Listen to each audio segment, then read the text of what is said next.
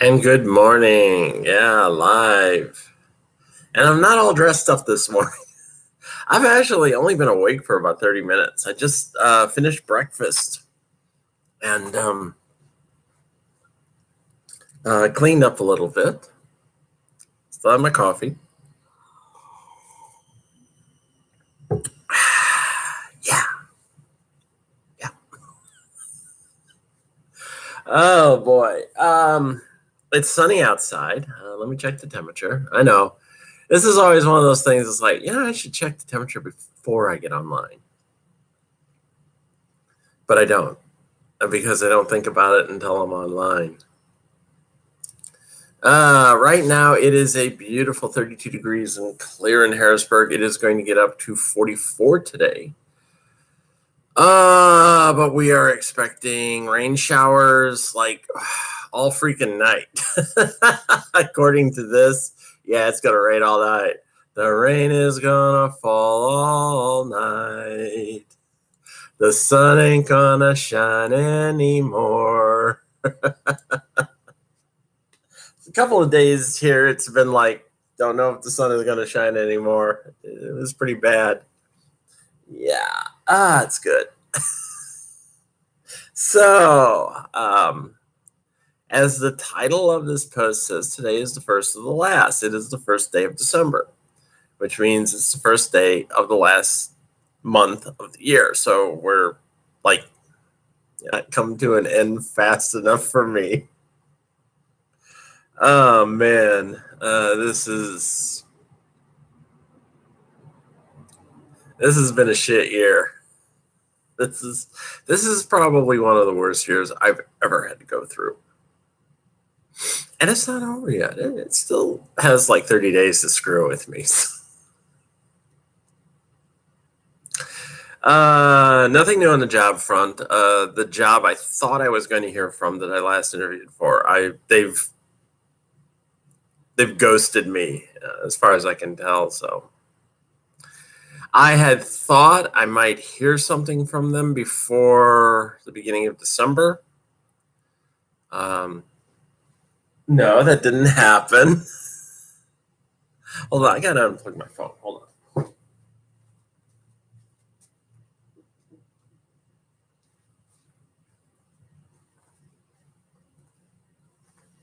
There. No, it didn't happen. So I'm still in the job search. What are you going to do?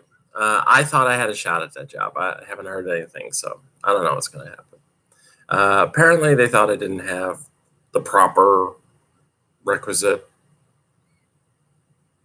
skills. And I've been getting that a lot lately. It seems like if you're just missing like one damn thing people want, they're, you don't meet our criteria. Yeah, well, keep trying. That's all I can really do is just keep trying.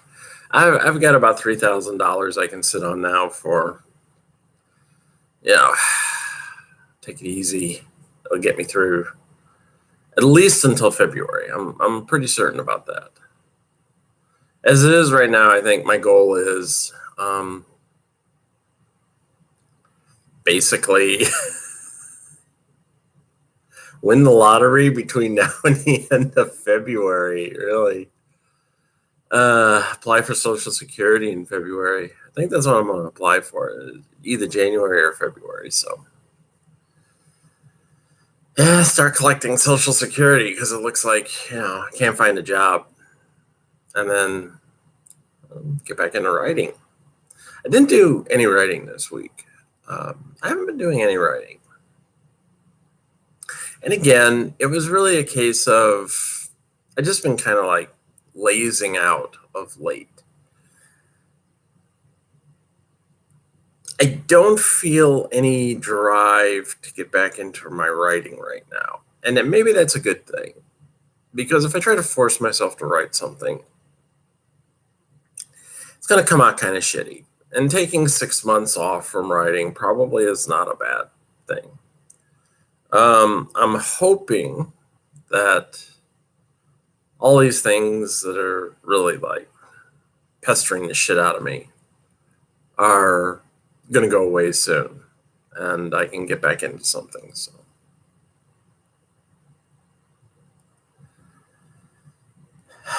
But I mean, I was so burned out on writing. I mean, I went at it for 6 straight years. And, the only thing I had going for me was I was posting it on my blog instead of putting money in my coffers. So, there you go. Yeah.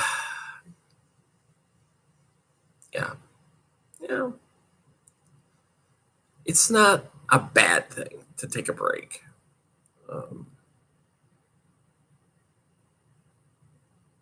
Could be worse. There was a point where I walked away from writing for almost 10 years before I got back into it. So don't want to do that. I don't think that's going to happen because in 10 years' time, I probably won't be here. So if I walk away from writing for 10 years now, I'm probably never going to write anything again. Maybe my obituary. So we'll see where that goes. But yeah, writing will come when it comes. Just let it come.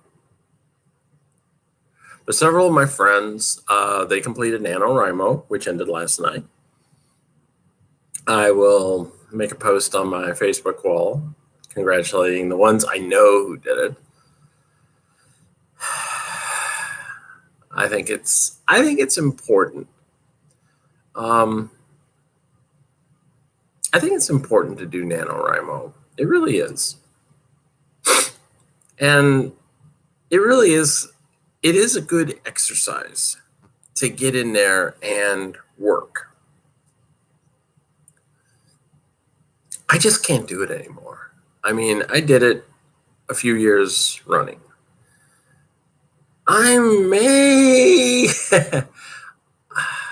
mean, when Mermaid comes along, that's sort of like my camp. Sorry. When Mermaid comes along, that's sort of like my camp nano. I'm writing like 25,000 words in a month. So maybe next year. Maybe next year for 19. Maybe. I don't know. We'll see. Be 62 then.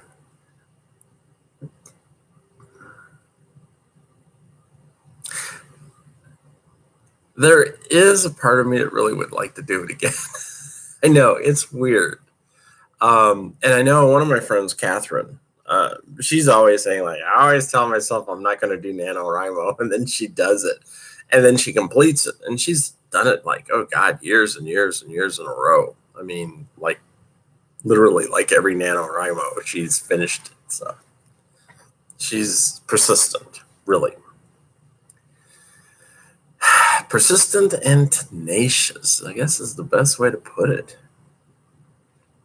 So, let's see. Jobs. I've been watching Mystery Science Theater 3000, the new one. And there's been some funny things in it. That's really been killing my time a lot. I haven't been watching much of anything else. A couple of movies here and there. The interesting thing is now Netflix is recommending movies and TV series for me, and all the TV series they're recommending are foreign ones. Yeah, because I've been on this kick for a while that when I'm watching stuff on television, on Netflix, I'm generally watching the foreign television series. And because a lot of them are damn good. If you ever check out our website, The Snarking Dead, you'll see our recommendations for foreign films. Not foreign films, but foreign TV series that are on Netflix. And I need to put something out there for the TV series Ultraviolet, which I finished about a month ago. And it's a Polish TV series about people who use social media to solve crimes. A group of people who call themselves the Ultraviolets. It's Polish, and it's actually pretty good. I had some quibbles with it. I don't think I would rate it as high as some of the shows that Rachel and I have rated, but yeah. And there's one I got to ask Rachel about. I just saw something for a new TV series in Australia. Ask her if she's watching that. But yeah, there are a lot of good foreign films out there. A lot of good foreign TV series. And I know people are going to go, I don't want to have to watch it with the subtitles. Please.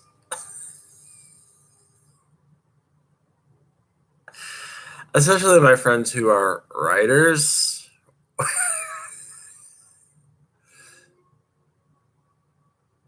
I mean, if you watch a TV series like Narcos, which is obstinately an American TV series, you're going to watch it with the subtitles on because the majority of every episode is in Spanish. Yeah, there's nothing you can do to get away from that. So, and it's a good series. I just finished Narcos Mexico, which talked about how the current Mexican drug cartels began, and it's good. And of course, there'll be a second season because they left the first season out showing how there was going to be a second season. Needless to say, a lot of brutal shit. A lot of brutal shit, man. There's no way you can't be a drug dealer, a drug kingpin, and not be brutal. Let's be honest. It's on the resume. You know, there's two things you have to remember if you're going to be a drug cartel lord. One, you need to be brutal because if you're not, the next guy will be. And that next guy may be your second in command. And two, you're pretty much guaranteed to know what your pension is going, your retirement's going to be. You're either going to spend the rest of your life in jail or you're going to get a bullet in the head. Yeah, you know. It's a long, short life. It's a short, hard life. And not many of those people ever walk away from it and, you know, ride off into the sunset with their ill-gotten gains and are going, ooh, yeah, look, I got like $80 million. I'm gonna chill. Yeah. You'll chill all right. You'll be chilling in a morgue. More than likely. Just ask Pablo Escobar. It is. If there's one thing I've learned from watching Narcos, it's that everybody makes a shit ton of money and they ride high for maybe like, I don't know, 5 years, and then it just all goes to hell. And before you know it, you're scampering from one location to another with a duffel bag full of money, trying to stay one step ahead of the people who are trying to kill you. So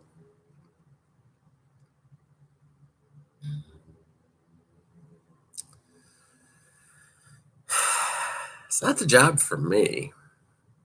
Although maybe it should have been. I could see myself becoming a big time. I'd have been like, Tana Montoya. I wouldn't have given a shit. I would have died. I would have went out in a blaze of glory. Say hello to my little friend. Kaboom. Kablam. If you want it, kablam it. Just don't punch the bubble wrap. Don't pop that bubble wrap, baby. Because we know what happens when you get a kablam package. You pop the bubble wrap. I think I must be the only person who's immune to that because I don't pop bubble wrap. I don't really do it. I just So It's not a big deal to me. Tonight is my derby ball. Yeah, derby ball. And I have my outfit picked out. I'm debating whether I'm going to wear my corset or not. I was planning on wearing a corset under it to make everything nice and smooth and not getting it like extremely tight. But now I'm kind of like, do I really want to do that? Because I'm going to be in it for about 6 or 7 hours. And yeah, I'm going to be in it for about 6 or 7 hours. And I'm beginning to debate whether or not it's something I should be doing.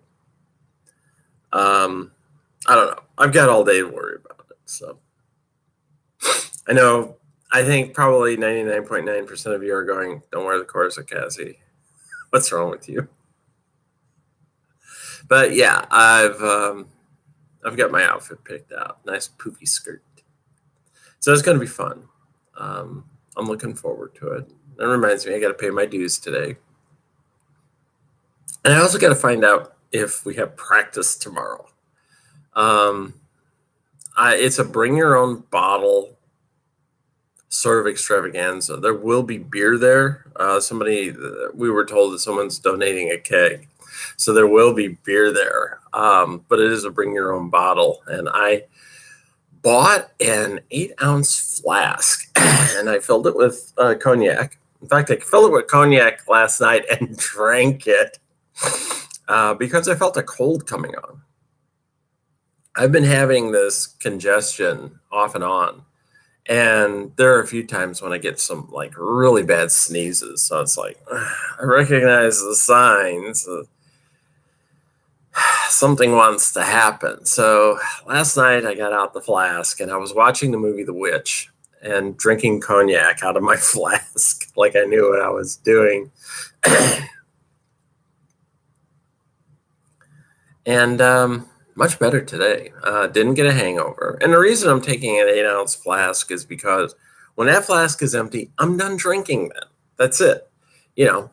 I'm done drinking. I don't have to worry. And I have to drive back from Lancaster. So I don't want to be like totally wasted drunk because that's a 40-minute drive. I can't be, so I have to have, just a certain amount. And I figure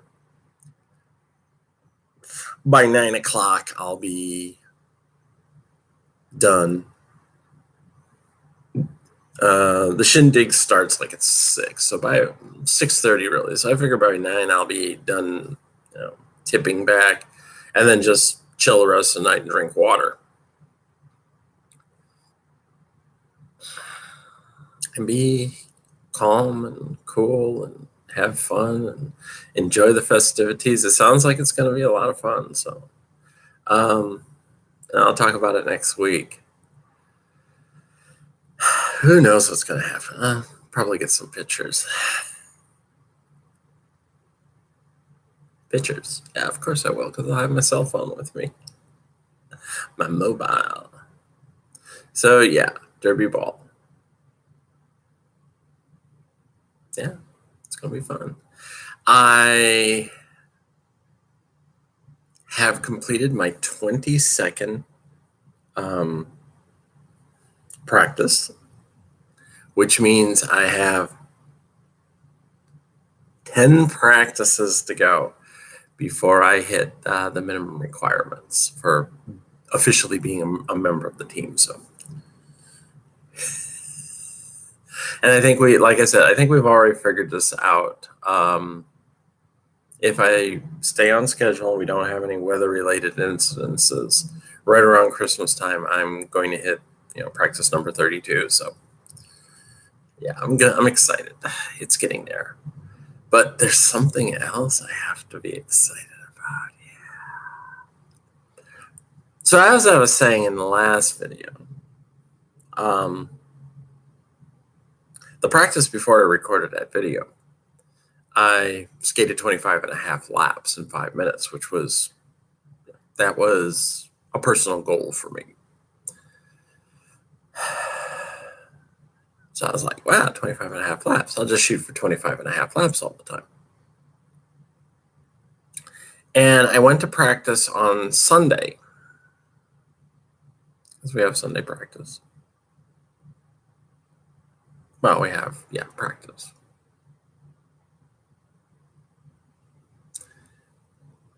And we did our 5-minute skate. We're doing our 5-minute skate every freaking day. Every practice we do a 5-minute skate. Yeah. So get out there. It's like skate as hard as you can for 5 minutes. So I did.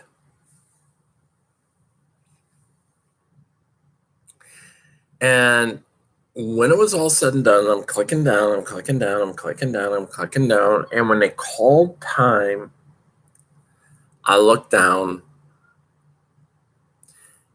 and I had 26 on my little lap counter. I actually use a pitch counter.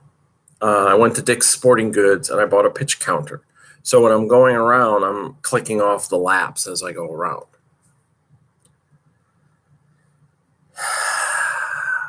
And I was halfway around the track from where I had started. So I completed 26 and a half laps in 5 minutes of skating.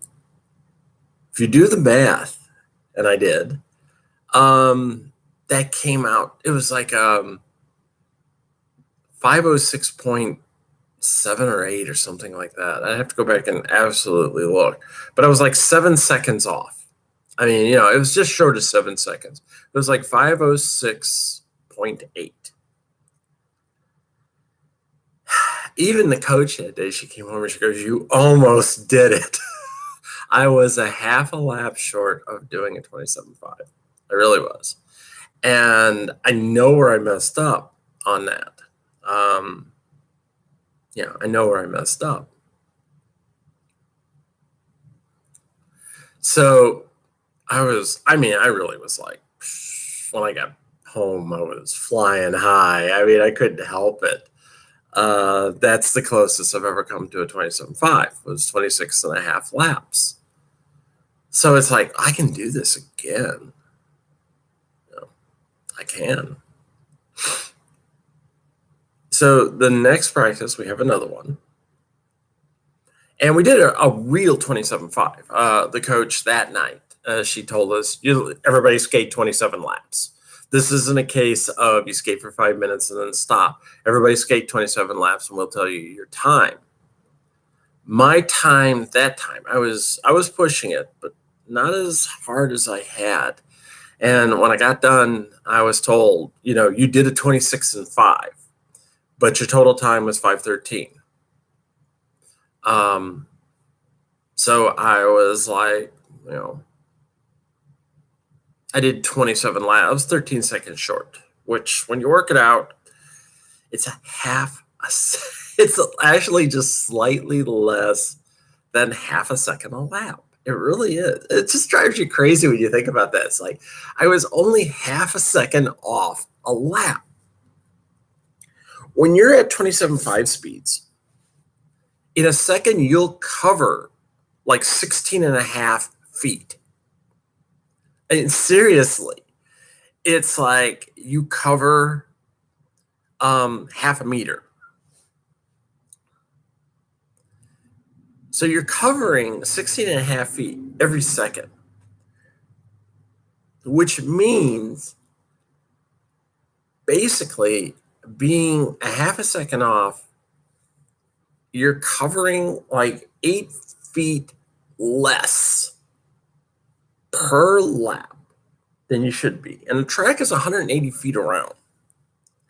So that means in the time you should be traveling 180 feet, you're only traveling 172 feet. That's how close it is. That really, when you break it down, at the speed I was going, the practice when I did a 26.5, I was basically ending up 8 feet short per lap, which in terms of speed is like half a freaking stride. It is, because in a stride, at the speeds I'm going and the strides I'm covering, I can cover 15 feet with half a stride. It's it's not hard to do. So that's really how close it is. And then the last practice I did just short of 25 and a half laps. So it came down almost a full lap. Actually, it did come down about a full lap from what I had done after I did my 25.5. But the thing of it was, I was right back where I'd been a week before with essentially a 25.5. The big difference about this last practice, oh my God, it was hard cardio. I mean, really. The coach that night had us skating fast. She did. We first started out doing 5 laps as hard as you can, and then we did a bunch of other stuff. We had to do stuff where we had to skate around the track and catch up to a partner, which sometimes meant skating as hard as you could for like a couple of laps. And we actually ended up doing that like 3 or 4 times, about 3 times. Yeah. We did suicides. Now, we didn't do the length of the rink. We did it the width. And we were doing go to the middle, transition, stop, come back, transition, stop, go to the far end, transition, stop, come back, transition, stop. And we had to do that 4 times. And they call it suicides, suicide sprints. You're basically sprinting as fast as you can. Yeah. So when you're skating the length of the rink, it's a killer. It really is. It's a killer. So.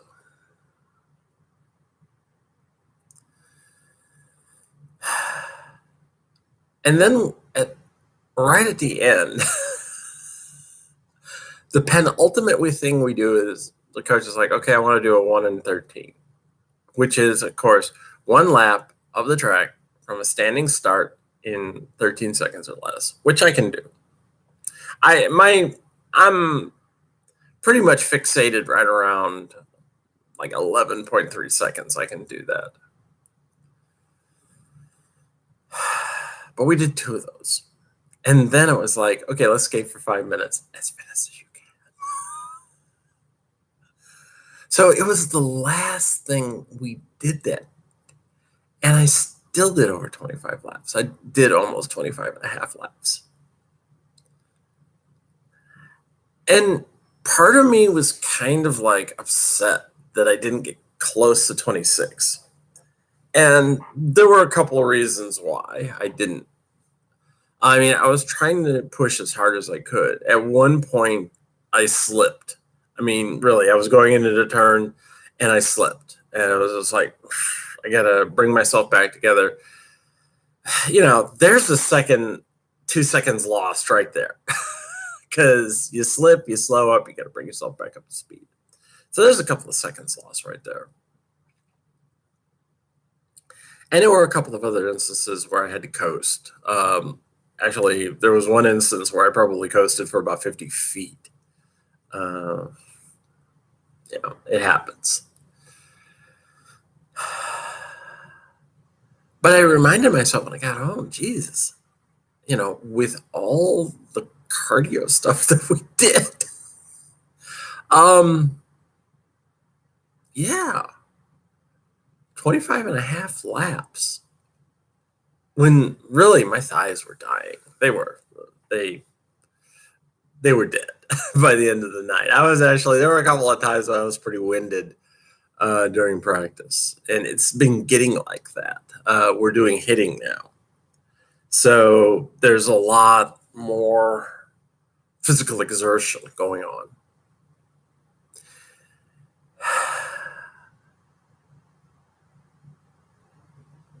But Yeah. 25, almost 25 and a half laps after all of that. There would have been a time, and it would have only been like a few months ago, 23 and a half laps, maybe 24 if I pushed it. Yeah. I wouldn't have been anywhere near. I figured out my time was probably about a 5:16, but I would have been at least 15 seconds slower if it had been like a few months ago. So, the endurance is up and the speed is getting up.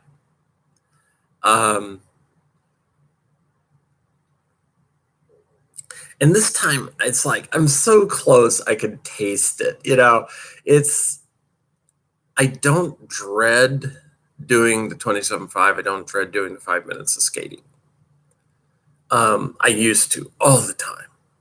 Now I don't. Now I look forward to it because I know going into practice at some point tonight we're going to do 5 minutes of skating. It's a given. Tier 2, that's the thing. It's a given. So I'm really trying to push this as hard as I can because I know I'm right there. If I did 26 and a half laps the other day, I know I can do 27. I mean, it was there. And the funny thing was, while I was skating around, when I did my 26 and a half laps, the coach called out halfway and she called a minute to go. And when we got to the halfway, I looked down at the counter and I was actually at exactly 13 and a half laps on the track. And the first thing that hit me was, that's a 27 pace. Yep, do the math. So I really took off, and I faded in a couple of spots. There were, again, a couple of spots where I had to coast. And I wasn't going into the turns on my crossovers as deep as I should have. So that's really where I lost like my half a second a lap, was in the back half. I think it was probably in like the last 15 laps or so. It was probably like within the last 10 laps or so. I lost most of that time. But I mean, that's the thing. I looked down and I was like, oh man. And I think I was at 22 laps when they called 1 minute to go, which it's either 21 or 22. I don't remember. But it was like, I think it was 21. If if you're busting around the track at about 10 and a half seconds a lap, you could make up 5 laps in a minute. You could. So it was doable. That was the first time where I was out on the track and I'm measuring myself, and it's like, yeah, you could do this. When I saw that 13 and a half, I was like, oh my God, that's a 27 pace, go. And I did. I took off and just kept pushing as hard as I could. And then when I saw it was 21, I was like, you could do this. I mean, I was a half a lap off. And I lost it in the back end, because if I was on pace to do 27 laps in 5 minutes on the front end, I lost it on the back end. It happens. You get fatigued. You get tired. My coach told me after I had the 25.4 laps, she said, doing it at the end of the night is tough. You did great out there. Don't worry. I'm still doing like over 25 laps. If I can and I've done 26 twice, so I can get back up. I'm hoping my next practice I get back up, to 26. I hope to close this deal. I'm going out there trying to push as hard as I can. And the last one I was doing, I was going into the turns. And part of the reason why I slipped was I'm going into the turns deeper doing my crossovers and coming out of them doing crossovers sooner. It's okay if, like in the apex, you coast a little. But I really got to get stronger pushes. When I think about it, when I was doing my pushes on the straights, I was not pushing as hard as I could. So It's coming. And one of the things that I did yesterday, I got some BCAA powder, and that, I get the exact name for this. BCAA means branch chain amino acids. It's good for protein synthesis. And one of the things it's actually used for is it prevents muscle breakdown, which leads to muscle fatigue.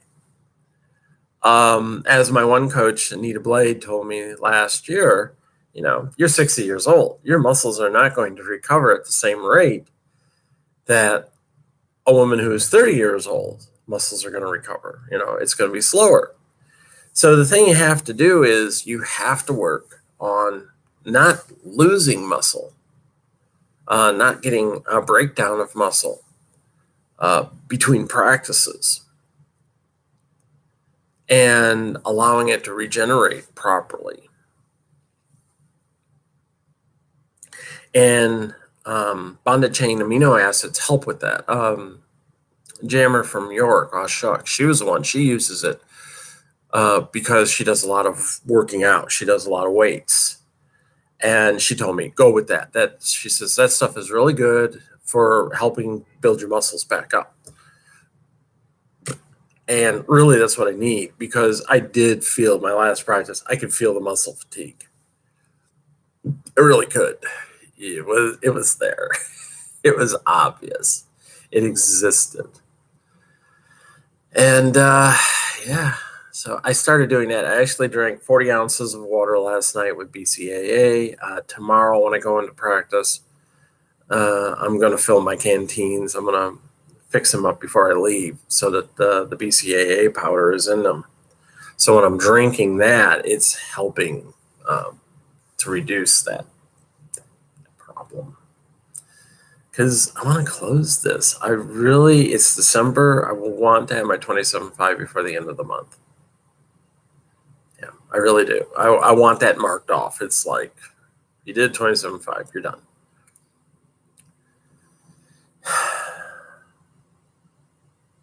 Yeah.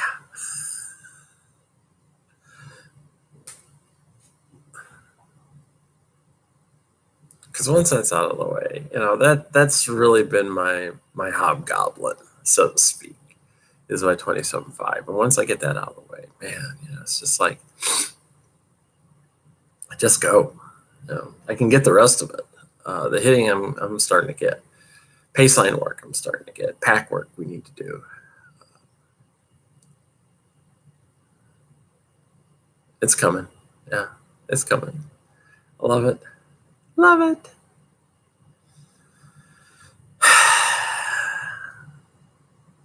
I'm actually having fun. It's a lot of work, but I'm having fun.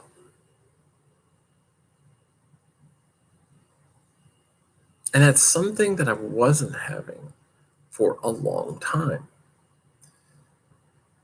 I know I'm working hard. In fact, I think I'm working harder than I ever did before. But like I said, now that we're getting into more physical stuff with the hitting, I really need to step up my strength and endurance game a bit more. And the one night at practice, I didn't hydrate well enough, and I paid for it. I even said, man, I'm feeling like, I'm getting woozy. I had to rest at one point, and I said, it's because I'm not hydrating. I didn't hydrate properly before coming to practice. So I'm back on the hydration kick of, drinking like 60 ounces of water before I go to practice, and then drinking another 40 to 60 while I'm there. Kind of, once it cooled off and got cooler in the Dutch oven, kind of, step down on the hydration as much, because you're like, well, I'm not sweating. Yeah, but I have been. That's the problem. The last few practices, I've been sweating my butt off. So it's like, yeah, you got to step your hydration game back up. You're not doing as well when you're not doing as well when you don't hydrate. So I'm stepping up the hydration game. God, Gotta get it. Gotta get that. Yeah. So it's fun. It really is. And I'm gonna get there. That's the thing. Mentally now, I know I'm gonna get there. Mentally, it's not like, why am I struggling all the time? Mentally now, it's like, I need more power when I'm going down the straight. I need to dive into the turn. I need to keep pushing into the turn harder for longer instead of like when I'm 20 feet out from the apex coasting and then coasting 20 feet past the apex. That's 80 feet per turn, which means there's only 100 feet in which I'm actually skating hard. So I need to really cut that down to where it's more like 25 or 30 feet per lap. And it makes me realize that, yeah, I need more power on my back, my crossover, my back push. I need more power on that. So all these things going on in my head, it's like, you need to push harder. You need to do this. You need to do that. And just go. Yeah. Just go.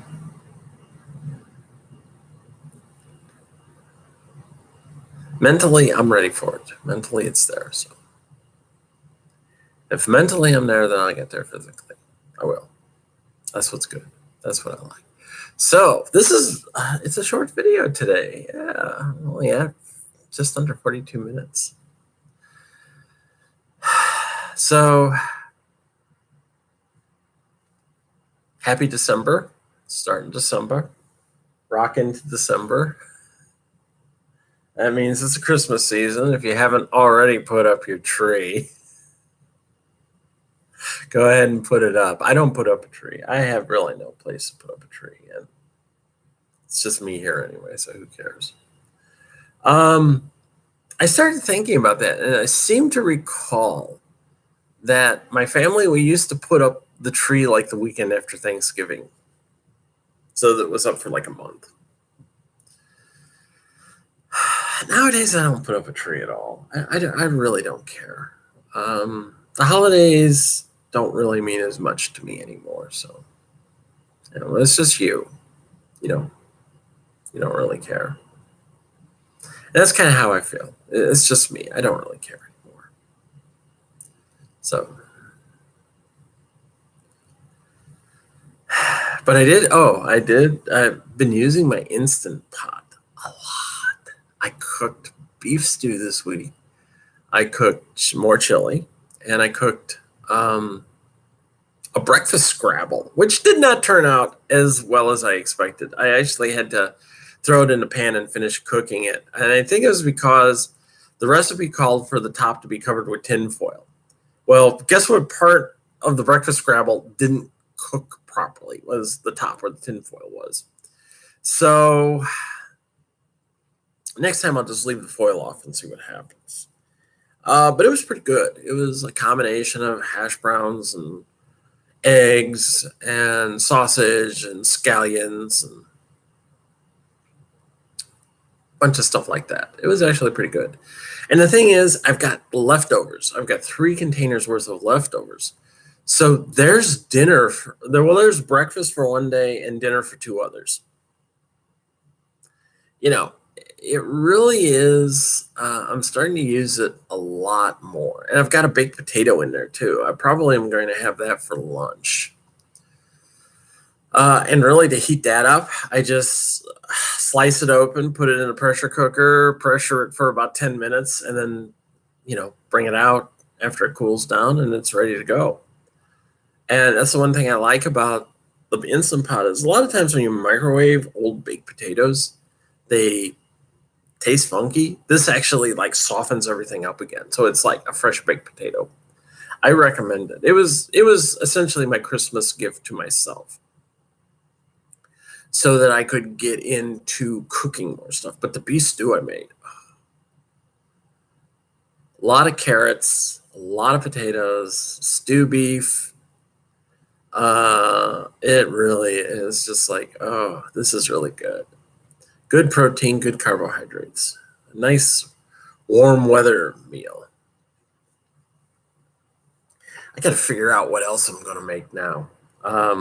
Yeah, I'm like now trying to figure out all this stuff. One of the things they talk about is actually cooking like a whole chicken, like lemon chicken in there and stuff like that. I'll have to see. But they do talk about making like breakfast burritos.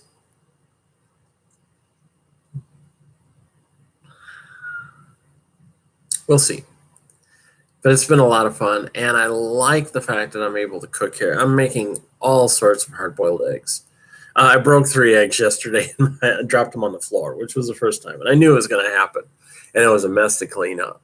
But I've been making all sorts of hard-boiled eggs. That's actually been my protein snack when I get back from practice. I'll go in and I'll grab a hard-boiled egg and crack it open. And with the Instant Pot, I can make 8 hard-boiled eggs in like 15 minutes. Yeah. Just put them in there, pressurize, and within 15 minutes, I'm ready to eat. And when you get them fresh out of the pot and you peel them, the shell just comes right off. So a lot of times I do that. It's really, really good. I like it. There you go. Cooking. Still want to do a pot roast. My one big plan is I want to get a pot roast and make a pot roast with potatoes and onions and carrots and the whole bit and see how it turns out. Because I used to love pot roast. Yeah, just get a nice chunk of pot roast in there. And it's good. It's a cheap beef, but if you pressurize it, especially in the Instant Pot, it just falls apart. So we'll see. So I'll see you next week. Have a good December. Take care. Bye.